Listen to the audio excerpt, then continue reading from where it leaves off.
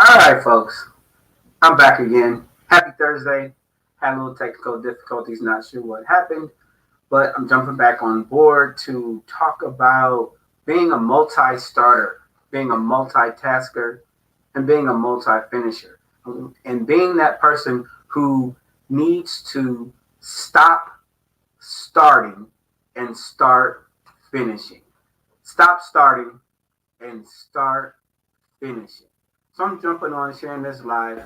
If you are that person who has a whole list of things that have yet to be completed, a whole list of things that you know you need to get started and you haven't gotten started, or if you are that person that has started a whole bunch of things and you have not finished them, you are that person.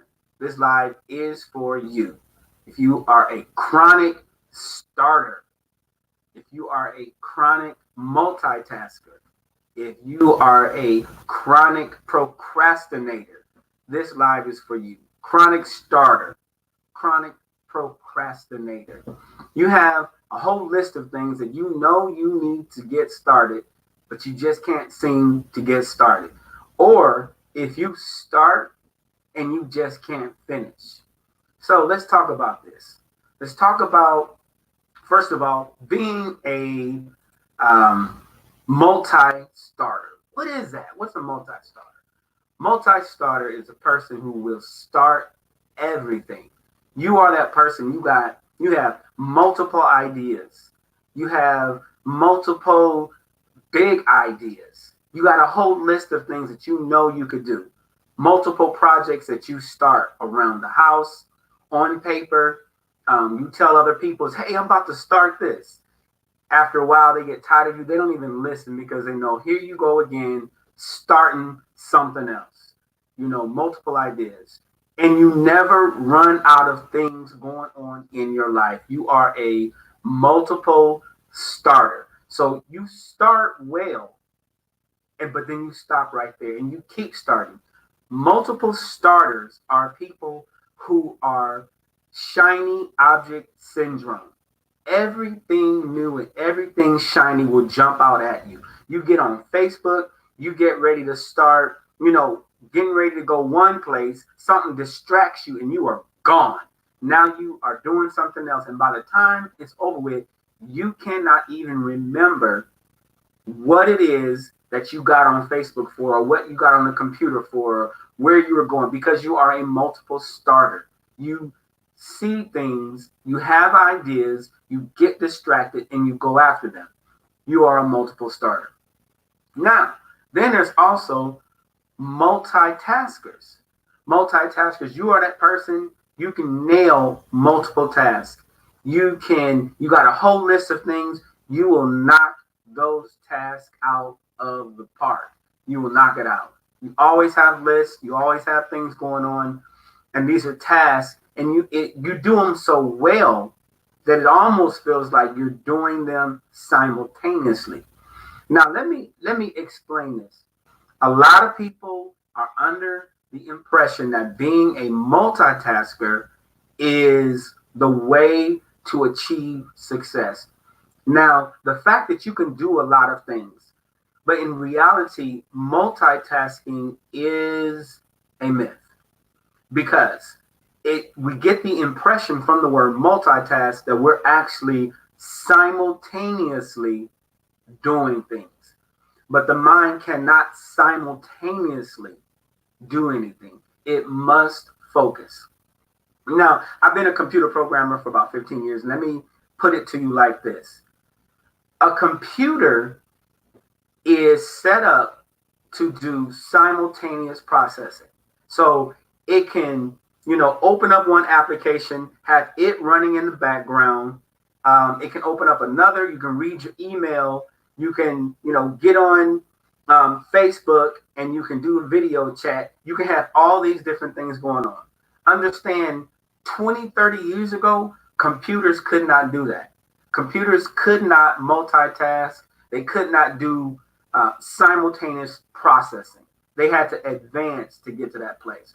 So multitaskers, by having a lot of things to do, sometimes can get caught with the impression that they are really accomplishing a lot. But the question is, when you are doing or when you are multitasking, are you actually being effective? So at the end of the day, you completed your list.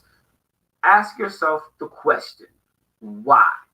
Why did you knock that out the park? Why did you complete that task list? And what was the objective for all of the tasks that you completed? That's the real question. Not just completing your task, but understanding what was the objective behind the task. Why did you complete them? Why did you have that list? And now that the list is completed, are you at a better place? Did you actually advance?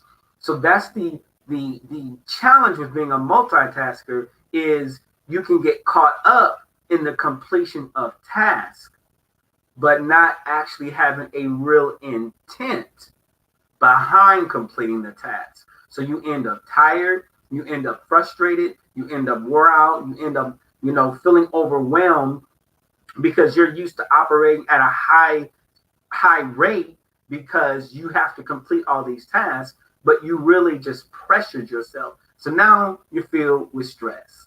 So that's a multitasker. Next thing, multi-finishers. Multi-finishers, they finish everything. They finish what they start. So like I said, getting to that place where you are someone that is, you stopped starting and now you started finishing. Multi-finishers, they finish everything. They don't take on something new until they finished what they were already working on. And they have a history and a track record of finishes. Like if you, a multi-finisher, when you look behind them, they have a trail of wins where they finished. They didn't just leave things hanging and waiting because they're a multi-starter. They're not a person who is a multitasker who likes to do a whole bunch of things seemingly at the same time, but really the brain is just processing back and forth, transferring momentum from one object to the next. But when you knock things off one at a time, you focus, you give it your energy, and you build and you pick up momentum and speed when you are focusing your thought and your energy on one thing. And that's what multi-finishers do. They focus on finishing. They focus on the end goal. They're focusing on where they are going and what they want to accomplish and what they're going to do when they get there. They see the end. And so they are multi-finishers because they finish. All right. So I just wanted to go through and share that tonight. Also, this weekend, Saturday, I am having a free Q&A on how to acquire your life vision. I'm gonna get you started.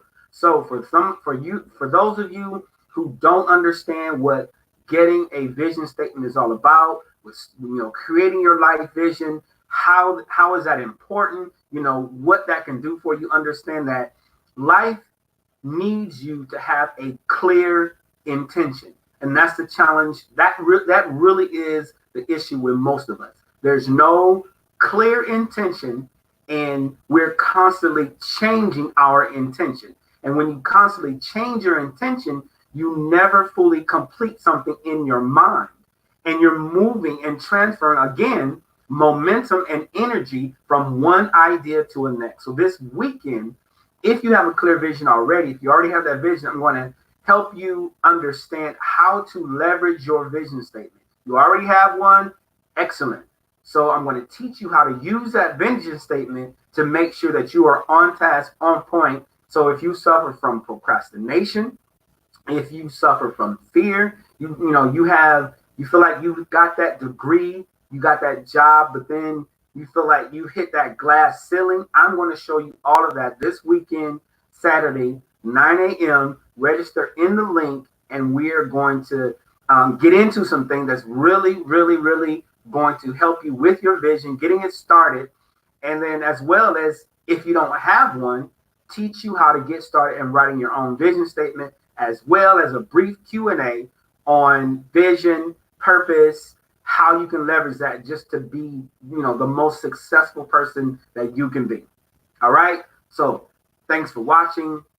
Again, click in the link if you want to join the free webinar this Saturday, 9 a.m. Click on the link. It's a short form, and I'll see you Saturday. Thanks for watching.